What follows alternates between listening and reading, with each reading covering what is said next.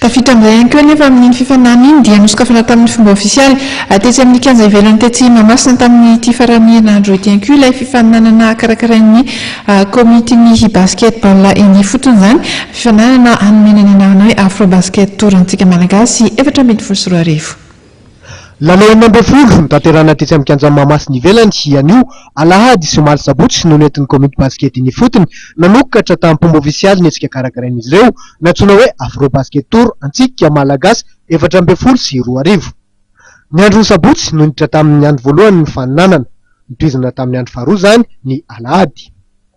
Mariana fa tanjo mikarakara izao hetsika izao ny amin'ny tsiro mialohan'ny fotoana sy ampafantatra amin'ny malagasy tsy hakanavaka ny fandraisantsika ny andiany faefatra amin'ny Afro Basket Men U18 ny 2 hatramin'ny 10 Aogositra ho avy izao. Safidinay ny anarana hoe antsika malagasy zay ny anaran'ilay Afro Basket Tour dia antso ny gasy rehetrarehetra zay hoe ny fandraisana ny Afro Basket zay vaotan'ny volana roa hatramin'ny 10 volana Aogositra dia ho an'ny gasy rehetrarehetra dia mitondra ny anjara biriky zay amin'ny alalan'ilay hetsika Afro Basket Tour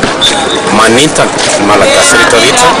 hanohana ny ekipa zay ny tena tanjona amin'izy ity ny hanohanana ny ekipa pirenena malagasy sokajy zazalahy 20 taona midina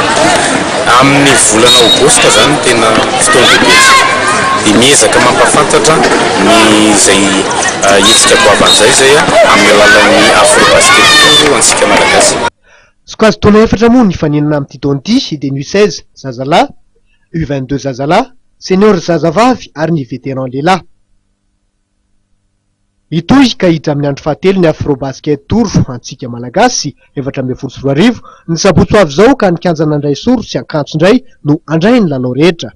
Aorian'izany dia isesy ampiatrahan'ny fanintsanana indray ireo kianja fito hafa eto andrenivohitra.